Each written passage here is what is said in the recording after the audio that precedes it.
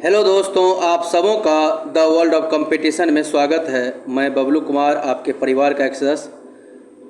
दोस्तों, हम लोग प्रीवियस में जो बैक क्लास में हम लोग बायो का जो VBI MCQs सीरीज चलाए थे, उसमें 150 क्वेश्चन हम लोग कंप्लीट कर चुके हैं, जिसमें पार्ट 1, पार्ट 2, पार्ट 3 मतलब क्लास 1, क्लास 2, क्लास 3 के नाम से है। आपको प्लेलिस्ट में मिल जाएगा। तो आज हम लोगों का चौथा लेक्चर होगा, जिसमें हम लोग का जो है 151 से, तो 151 से हम लोग आज शुरू करेंगे। फिर आज हम लोग 200 तक लेके चलेंगे। तो आइए हम लोग बिना देरी किए शुरू करते हैं। लेकिन हम यही कहना चाहेंगे कि आप लोगों के लिए मैं इतना कर रहा हूँ, तो कम से कम आप थोड़ा सा ये कोशिश करें कि अपने आसपास में जितने भी फ्रेंड सर्किल हैं उसे यह लिंक ज़रूर शेयर करें और ख़ुद भी सब्सक्राइब कर लें, ताकि जितने भी VBI क्लासेस वीडियो का पार्ट वाइज चलेगा वो आप लोगों तक अच्छे से पहुंच पाए और अच्छे से प्रैक्टिस कर पाए। तो धन्यवाद। वर्तमान अनुवांशिक विज्ञान का जनक कौन है? वर्तमान में अनुवांशिक विज्ञान मतलब वर्तमान अनुवांशिक विज्ञान का जनक कौन है? ऑप्शन आपके पास ये रहा, आप इसे अटेम्प्ट करें। बिल्कुल सही है। अगर आपने ऑप्शन ए अटेम्प्ट किया है, ग्रेगर जॉन मेंडल, तो बिल्कुल आपका उत्तर यह सही है। ऑप्शन ए इसका उत्तर सही है। ऑप्शन ए इसका उत्तर सही है। दूसरा प्रश्न है, मेंडल ने अपने चिर प्रतिष्ठित वंशागति नियमों को प्रतिपादित करने में जिस जीवधारी का उपयोग किया गया वह था। कहता है कि इसमें कौन से जीव का प्रयोग किया गया था? तो गार्डन पी, जिसको मटर के नाम से भी हम लोग कहते हैं। तो गार्डन पी ऑप्शन में कभी कभी मटर रहता है, तो आप मटर अटेम्प्ट कर लेना। लेकिन अभी उत्तर ऑप्शन सी होगा। अभी ऑप्शन सी होगा। अगर आपने ऑप्शन सी अटेम्प्ट किया है तो यह उत्तर आपका बिल्कुल सही है, बिल्कुल सही है। अगला प्रश्न है, मेंडल के आनुवांशिकता का सिद्धांत किस पर आधारित है? प्रश्न आपके पास ये रहा और ऑप्शन है, आप अटेम्प्ट करें। तो बिल्कुल आपका उत्तर सही है। अगर आपने ऑप्शन सी अटेम्प्ट किया है तो बिल्कुल आपका सही है, चूँकि लैंगिक जनन पर आधारित था। लैंगिक जनन, ऑप्शन सी बिल्कुल आपका सही है। अगला प्रश्न है आपके पास, अगला प्रश्न है आपके पास कि जीनोम चित्रण का इनसे संबंध है। प्रश्न है, जीनोम चित्रण का इनसे संबंध, ऑप्शन आपके पास है। तो बिल्कुल आपका ऑप्शन, अगर आपने बी अटेम्प्ट किया है, जीनोम चित्रण का संबंध जीन्स के चित्रण, जीन के चित्रण से है। ऑप्शन नंबर बी आपका बिल्कुल सही है।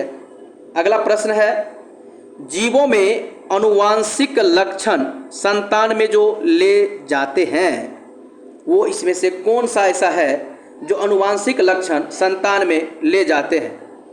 ऑप्शन को ध्यान में देखते हुए अगर आप अटेम्प्ट करेंगे तो आप जरूर अटेम्प्ट करें। बिल्कुल आपका सही है उत्तर। अगर आपने उत्तर बी अटेम्प्ट किया है, क्रोमोसोम, तो आपका उत्तर सही है। Option number B, chromosome. Option number B जो क्रोमोसोम है, अगर आपने उत्तर लिया है तो बी आपका उत्तर सही है। दोस्तों, the world of competition channel को सब्सक्राइब करें, लाइक करें और अपने दोस्तों में शेयर करें। इतना तो आप कर ही सकते हैं। नेक्स्ट प्रश्न है, जीन क्या है? जीन जो है वो क्या है? तो बिल्कुल सही है, आप अटेम्प्ट करें।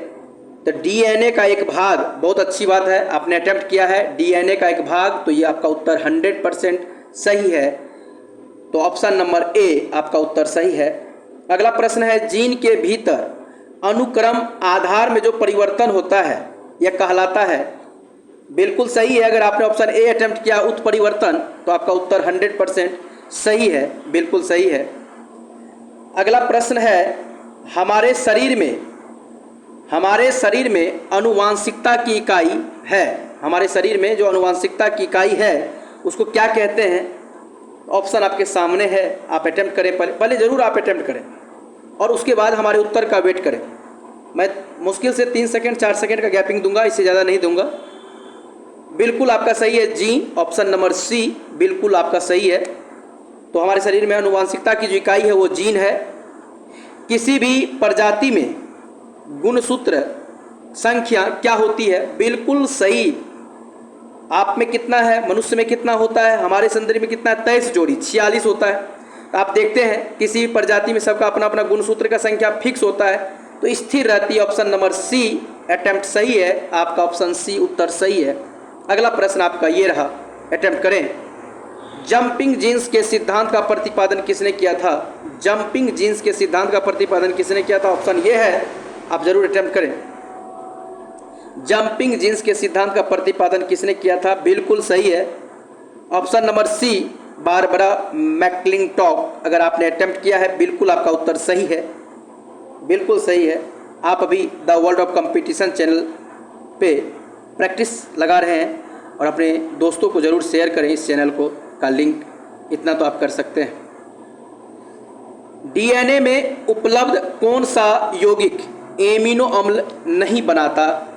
डीएनए में उपलब्ध कौन सा यौगिक एमिनो अम्ल नहीं बनाता? ऑप्शन आपके पास ये रहा, आप अच्छे से अटेम्प्ट करेंगे। बहुत अच्छा प्रश्न है, और बिल्कुल बिल्कुल ये अच्छा प्रश्न है, और उम्मीद है कि इस प्रश्न का अटेम्प्ट करना थोड़ा सा मशक्क़त होगा, लेकिन आप अटेम्प्ट कर लेंगे। बिल्कुल आपका सही है। अगर आपने टायरोसिन अटेम्प्ट किया है, ऑप्शन नंबर बी, तो आपका उत्तर सही है।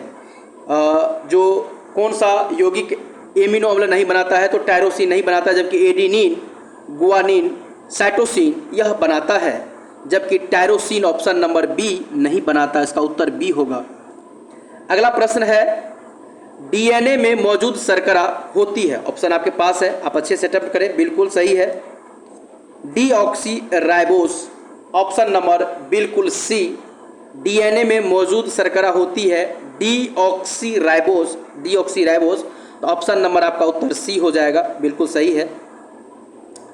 डीएनए की द्विकुंडली संरचना किसके द्वारा दी गई, किसके द्वारा की गई? तो आपके पास ऑप्शन ये है, डीएनए की द्विकुंडली। बहुत अच्छा क्वेश्चन है।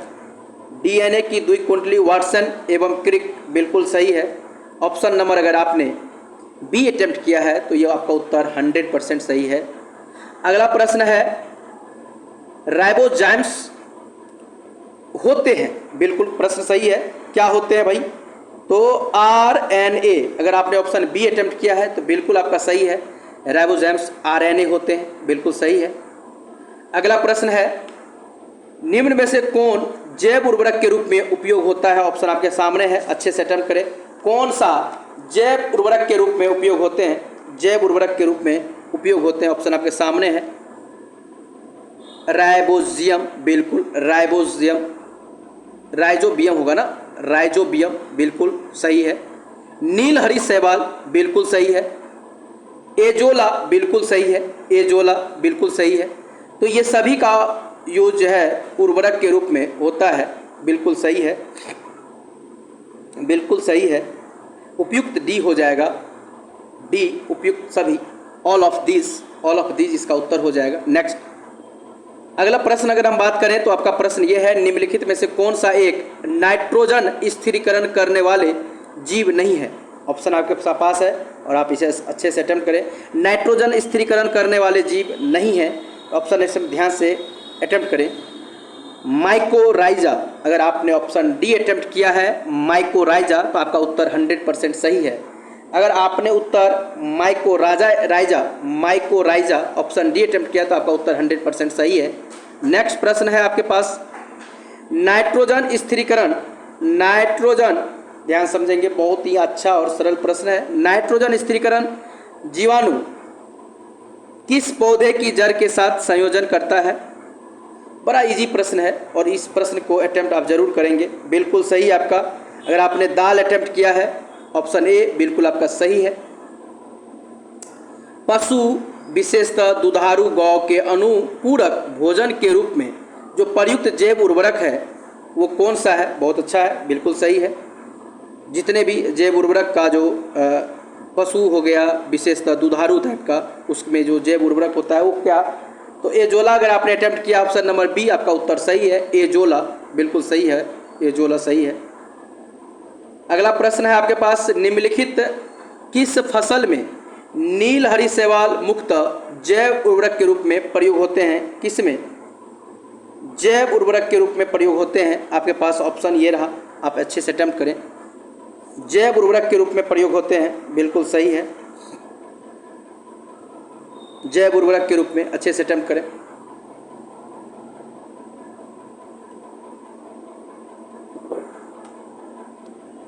बिल्कुल सही, ऑप्शन सी। अगर आपने धान अटेम्प्ट किया है तो आपका उत्तर 100% सही है। धान अटेम्प्ट किया तो आपका उत्तर सही है। अगला प्रश्न है, निम्न के साथ मिलाने से एजोला एक अच्छा उर्वरक बनता है। इसमें से किसके साथ मिलाएंगे एजोला को कि एक अच्छा उर्वरक बन जाएगा? ऑप्शन आपके पास है, अटेम्प्ट करें। बिल्कुल सही से, बिल्कुल सही से सही है। अगर आपने नील हरी शैवाल अटेम्प्ट किया है, नील हरी शैवाल, ऑप्शन नंबर ए, तो आपका उत्तर 100% सही है। अगला प्रश्न है, एजोला एक क्या है? ऑप्शन आपके सामने है। एजोला एक क्या है? ऑप्शन आपके सामने है। अगर आपने ऑप्शन को देखकर अटेम्प्ट किया तो आप जरूर करें। एजोला एक क्या है? बिल्कुल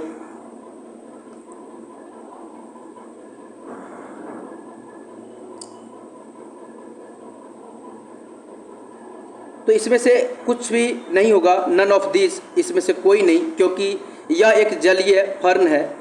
तो सॉरी, एजोला क्या है? तो एक जलीय फर्न, ऑप्शन ए हो जाएगा। 171 का ऑप्शन ए हो जाएगा। 171 171 का उत्तर ऑप्शन ए हो जाएगा, जलीय फर्न। एजोला क्या एक जलीय फर्न है? अगला प्रश्न है, निम्न में से कौन से सूक्ष्मजीवी जैव उर्वरक के रूप में प्रयोग होते हैं? इसमें से कौन सा ऐसा है जो जैव उर्वरक के रूप में प्रयोग होता है? इस प्रश्न को ध्यान से देखकर आप अटेम्प्ट करें। बिल्कुल सही आपका उत्तर। अगर आपने साइनोबैक्टीरिया रूपी अटेम्प्ट किया है, ऑप्शन नंबर ए, तो आपका उत्तर सही है। जैव उर्वरक के रूप में साइनोबैक्टीरिया का प्रयोग करते हैं। बिल्कुल सही आपका। कहता है, फसलों उत्पादन में नत्रजन उपयोग क्षमता की वृद्धि की जा सकती है। बिल्कुल, इस क्वेश्चन को अगर आपने देखा तो क्या उत्तर होगा? ऑप्शन है उर्वरक की मात्रा के बार बार प्रयोग के द्वारा। बिल्कुल सही बात है, उसकी क्षमता में वृद्धि कर सकते हैं। उर्वरक अवरोधक मतलब नत्रजन अवरोधक का प्रयोग द्वारा। बिल्कुल सही है। और धीरे छोड़ने वाले उर्वरक का प्रयोग। ऑल ऑफ दीज उपयुक्त सभी अगर आपने अटेम्प्ट किया है, ऑप्शन नंबर डी अटेम्प्ट किया तो आपका उत्तर 100% सही है। नेक्स्ट प्रश्न है, सोयाबीन में नत्रजन स्थिरीकरण के लिए जिम्मेदार जो बैक्टीरियाज है वो कौन सा है? सोयाबीन में प्रश्न है आपके पास, वो कौन सा बैक्टीरिया जिम्मेदार है? इस प्रश्न को अच्छे से अटेम्प्ट करें। सही है, राइजोबियम जेपोनिकम। Rhizobium japonicum. अगर आपने ऑप्शन बी अटेम्प्ट किया है, तो आपका उत्तर सही है, राइजोबियम जेपोनिकम। सोयाबीन में जो प्रोटीन होता है नाइट्रोजन स्थिरीकरण के लिए, जो बैक्टीरिया होता है उसका नाम है राइजोबियम जेपोनिकम। अगला प्रश्न है, इनमें से कौन सा पौधा नाइट्रोजन स्थिरीकरण में सहायक नहीं है? 4 ऑप्शन है आपके पास, इसमें से कौन सा आपको देखते हैं कि नहीं है? तो बिल्कुल आपका उत्तर, अगर आपने अटेम्प्ट किया है डी, अगर आपने डी अटेम्प्ट किया है धान, तो आपका उत्तर 100% सही है। इसका उत्तर डी होगा। The world of competition channel को सब्सक्राइब करें, दोस्तों में शेयर करें। दोस्तों 24D क्या है? अच्छे से अटेम्प्ट करें, बड़ा इजी प्रश्न है और इस प्रश्न को उम्मीद है आप गलती नहीं करे होंगे सभी। एक खरपतवार नाशी है। 24D क्या है? एक प्रकार का खरपतवार नाशी है। बिल्कुल सही है आपका। नेक्स्ट प्रश्न है, हमारे शरीर का अधिकतम भार बना होता है। हमारे शरीर का अधिकतम भार किससे बना होता है? बड़ा इजी प्रश्न है। तो हमारे शरीर में लगभग आप जानते हैं कि 65 से 70% तक जो है जल है, तो जल का बना होता है। तो ऑप्शन नंबर डी अगर आपने अटेम्प्ट किया है तो आपका उत्तर सही है। तो एक वयस्क मानव शरीर में जल का प्रतिशत कितना होता है? बिल्कुल सही है, 65%। ऑप्शन नंबर सी अगर आपने अटेम्प्ट किया तो बिल्कुल सही है आपका। अगला प्रश्न है, मानव शरीर में किस तत्व का प्रतिशत सबसे अधिक होता है? ऑप्शन को देखकर ऑक्सीजन अगर आपने मारा है, उसे तो जल होना चाहिए, तो जल ऑप्शन के हिसाब से आपको टिक करना है, तो ऑप्शन के हिसाब से ऑक्सीजन आप करेंगे तो बिल्कुल आपका सही है। ऑप्शन नंबर डी ऑक्सीजन बिल्कुल सही है। मानव शरीर में सर्वाधिक प्रचुर मात्रा में पाए जाने वाला तत्व, इसमें से कौन सा ऐसा तत्व है जो मानव शरीर में सबसे प्रचुर मात्रा में पाया जाता है? ऑप्शन को देखकर आपको अटेम्प्ट करना है। सर्वाधिक प्रचुर मात्रा में पाया जाने वाला तत्व कौन सा है? बिल्कुल सही है, ऑक्सीजन। अगर आपने अटेम्प्ट किया ऑप्शन नंबर सी तो सही है। सर्वाधिक प्रचुर मात्रा में जो पाया जाने वाला तत्व है वो है ऑक्सीजन। वयस्क मानव में हड्डी होती है, अगर आपने ऑप्शन नंबर बी अटेम्प्ट किया है 206 तो आपका सही है। अगला प्रश्न है आपका कि निम्न में से कौन सा मानव शरीर की सबसे छोटी हड्डी है। तो आप जानते हैं ये कान की जो स्टेपीज है बिल्कुल आपका सही है, जिसमें 6 हड्डी कान में देखने को मिलता है आपको, तो बिल्कुल सही है। मनुष्य की खोपड़ी में कुल कितनी अस्थियां होती है, बड़ा इजी और अच्छे प्रश्न है, इसको गलती आपको नहीं करना है। मनुष्य की खोपड़ी में कुल जो कितनी अस्थि होती है, हड्डी होती है, इस प्रश्न को आप अच्छे से अटेम्प्ट करें। अगर आपने ऑप्शन ए अटेम्प्ट किया है 28 तो आपका बिल्कुल सही है। अगर आपने ऑप्शन ए अटेम्प्ट किया है, अगर आपने ऑप्शन ए अटेम्प्ट किया 28 तो आपका उत्तर 100% बिल्कुल सही है। निम्नलिखित में से कौन सा लवण मानव हड्डी में सर्वाधिक मात्रा में पाया जाता है। इसमें से कौन सा ऐसा लवण आप देख रहे हैं जो मानव की हड्डी में सबसे ज़्यादा मात्रा में पाया जाता है। तो अगर आपने कैल्शियम फॉस्फेट अटेम्प्ट किया है तो आपका बिल्कुल उत्तर सही है, calcium phosphate, option number C. कहता है मनुष्य शरीर में पसली की संख्या, बिल्कुल सही है, ये तो बड़ा इजी प्रश्न है, 12 जोड़ी पसली, 12 जोड़ी, ऑप्शन नंबर ए आपका अटेम्प्ट हुआ तो बिल्कुल सही है। मनुष्य के शरीर में पैर की हड्डी क्या होती है, बड़ा इजी प्रश्न है। मनुष्य के शरीर में पैर की हड्डी ठोस होती है, ऑप्शन नंबर सी अटेम्प्ट होगा इसका, बिल्कुल सही है। शल्य क्रिया में आर्थोप्लास्टी क्या होता है, बड़ा अच्छे से अटेम्प्ट करेंगे। शल्य क्रिया में आर्थोप्लास्टी क्या होता है, तो कूल्हे के जोड़ का जो प्रतिस्थापन होता है इसी को आर्थोप्लास्टी के नाम से, तो ऑप्शन नंबर सी इसका अटेम्प्ट सही हो जाएगा। प्रत्यस्थ उत्तक जो हड्डी एक के साथ पकड़े रहते हैं, इसमें से कौन सा ऐसा है जो हड्डी एक के साथ पकड़े रहते हैं। तो अगर आपने स्नायु अटेम्प्ट किया है, जिसको इंग्लिश में लिगामेंट कहते हैं, स्नायु ऑप्शन नंबर ए, स्नायु ऑप्शन नंबर ए, इसको हम लोग लिगामेंट्स के नाम से जानते हैं। अगर आपने ऑप्शन ए अटेम्प्ट किया तो आपका उत्तर बिल्कुल सही है, बिल्कुल। नेक्स्ट है नाखून काटते समय दर्द नहीं होता है, ऐसा क्या कारण है कि नाखून काटते तो हमको दर्द नहीं होता है, क्या कारण है। बिल्कुल, तो जब आप नाखून काटते हैं तो क्योंकि नाखून जो है मृत कोशिकाओं के द्रव द्वारा बने रहते हैं जिनमें रक्त संचरण नहीं होता है। अगर आपने उत्तर ए अटेम्प्ट किया है तो बिल्कुल आपका उत्तर सही है। दोस्तों मैं कोशिश करता हूँ आपका बहुत समय बचे और आपका जितना भी VVS सीरीज़ है कम समय में आपका अच्छा प्रैक्टिस हो जाए। आप अटेम्प्ट भी करें और अगर थोड़ा बहुत अटेम्प्ट होने में दिक्कत होता है तो आप इसे एक बार अभी ज़रूर मेरे साथ करें और पुनः एक बार रिवीजन करें। और इसका अगर आपको बिल्कुल अगर इसका आपको PDF चाहिए तो आपको ये PDF मिल जाएगा। कैपिटल में TWC बाय बबलू सर आप ज्वाइन करिए। कैपिटल में लिखना है TWC, फुल फॉर्म होता है द वर्ल्ड ऑफ कंपटीशन। तो आप इसे ज्वाइन कर जाइए और उस पर आपको PDF मिल जाएगा और आपको आराम से उसका रिवीजन कर सकते हैं। एक बार आप इसे कर लेंगे उसके बाद उसका रिवीजन करेंगे तो आपको आसानी हो जाएगी। एग्ज़ाम के समय में आप फास्ट रिवाइज करने में आपको मदद मिलेगा। तो नाखून काटते समय दर्द नहीं होता है क्योंकि वो मृत कोशिका से बना होता है। बिल्कुल। अगला प्रश्न है मनुष्य के जीवन काल में कितने दांत 2 बार आते हैं। तो हम जानते हैं ये प्रश्न सभी सही करेंगे। 20 दांत 2 बार आते हैं, बिल्कुल option number C. The world of competition channel को सब्सक्राइब करें, लाइक करें और अपने दोस्तों में ज़रूर शेयर करें। बेल आइकन बटन को दबाकर ऑल पर क्लिक कर दें ताकि जैसे हम वीडियो गिराएंगे तो आप तक ज़रूर पहुंच जाएगा और आप तुरंत प्रैक्टिस कर लें। जिस समय भी आपको मिले तो उस समय प्रैक्टिस आप ज़रूर कर लें। निम्न में से कौन सा पौष्टिक तत्व अस्थि एवं दांतों के निर्माण में मजबूती के लिए आवश्यक नहीं है। मतलब इसमें से कौन सा है जो दांत और हड्डी की मजबूती के लिए ज़रूरी नहीं है। आपके पास ऑप्शन है, आप सही से अटेम्प्ट करेंगे। बिल्कुल बिल्कुल। अगर आपने आयोडीन अटेम्प्ट किया है तो आपका उत्तर सही है। अगर आपने डी अटेम्प्ट किया है तो आपका उत्तर बिल्कुल सही है। अगला प्रश्न कि निम्नलिखित में कौन हमारे शरीर के सबसे दृढ़ भाग है। इसमें ऑप्शन को देखकर आपको टिक करना है। सबसे दृढ़ भाग कौन सा है। अगर आपने ऑप्शन नंबर बी अटेम्प्ट किया है दंत वल्क तो आपका उत्तर सही है। अगर आपने दंत वल्क अटेम्प्ट किया तो आपका उत्तर सही है। अगला प्रश्न है मानव शरीर में सबसे मजबूत मांसपेशी कहाँ होती है। बिल्कुल सही। अगर आपने जबड़ा अटेम्प्ट किया है ऑप्शन नंबर ए तो आपका उत्तर 100% सही है, जबड़ा बिल्कुल सही है। अगला प्रश्न है करवाहट के लिए मानव का जीभ का संवेदन, मतलब आपको जो तीखा लगता है इसके लिए मानव का जो जीभ होता है वो कौन सा भाग जिम्मेदार है। तो आप इसे अच्छे से अटैम्प्ट करें। करवाहट के लिए पिछला भाग जो होता है ऑप्शन नंबर सी, अगर आपने अटैम्प्ट किया है तो बिल्कुल सही है आपका। अगला प्रश्न है, मानव शरीर में पाचन का अधिकांश भाग किस अंग में संपन्न होता है? पाचन का जो क्रिया है वो अधिकांश किस अंग में? तो बिल्कुल आपका सही है, छोटी आंत, अगर आपने अटैम्प्ट किया सही है। भोजन का पाचन क्रिया मुख से शुरू होता है और मुख में एक एंजाइम निकलती है टैलिन नाम का एंजाइम, जो आपके भोजन को लुगदी जैसा और आराम से ग्रास नली के माध्यम से आमाशय में जाता है और आमाशय से छोटी आंत और फिर बड़ी आंत, मतलब छोटी आंत में भोजन का अवशोषण होता है और बड़ी आंत में जल का अवशोषण होता है। अगर प्रश्न है कि जल का अवशोषण कौन करता है तो बड़ी आंत, और भोजन का अवशोषण कौन करता है तो छोटी आंत। तो भोजन का अधिकांश पाचन देखा जाए ऑप्शन के हिसाब से छोटी आंत, बिल्कुल सही, ऑप्शन नंबर सी। मनुष्य की मुख गुहा में निम्न में से किसका पाचन प्रारंभ होता है?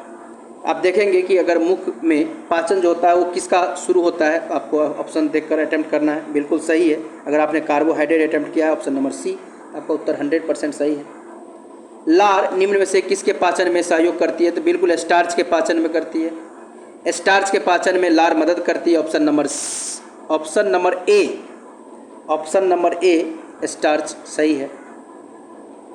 एंजाइम है, एंजाइम ऑप्शन को देखकर क्या है तो बायो उत्प्रेरक है। तो एंजाइम एक प्रकार का क्या है? बायो उत्प्रेरक है। अगर ऑप्शन में ये नहीं है तो हम मारेंगे यह एक प्रकार का प्रोटीन है, तो आपका ऑप्शन नंबर यहाँ सी हो जाएगा। तो एंजाइम एक बायो उत्प्रेरक है। अगर ऑप्शन में नहीं है तो हम एंजाइम मारेंगे, ऑप्शन ये भी हो जाएगा, मतलब सॉरी प्रोटीन मारेंगे।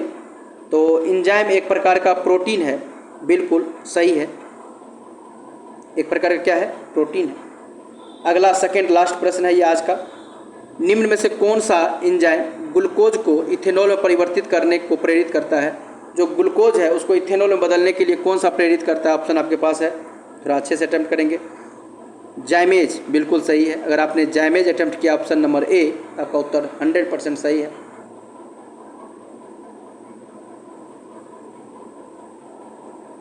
अगर आपने ऑप्शन नंबर ए अटैम्प्ट किया है जाइमेज, तो आपका उत्तर 100% सही है।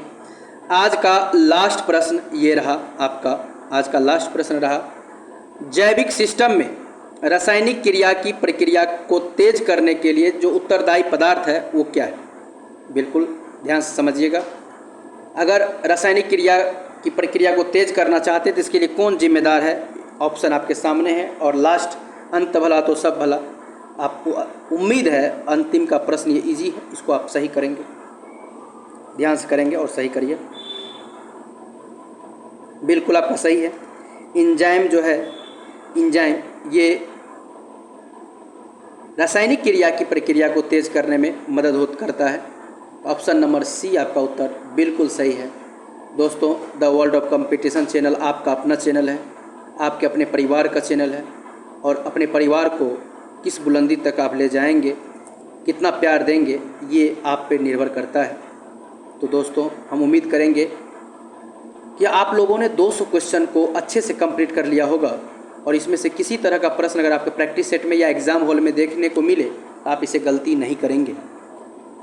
तो हम लोग आज लेते हैं विराम, मिलेंगे अगले क्लास, अगले सेशन में। बहुत सारी शुभकामनाएं, धन्यवाद। आपका दिन शुभ हो और आप अपने लक्ष्य को जल्द प्राप्त करें, मैं ऐसा ईश्वर से कामना करता हूँ। धन्यवाद।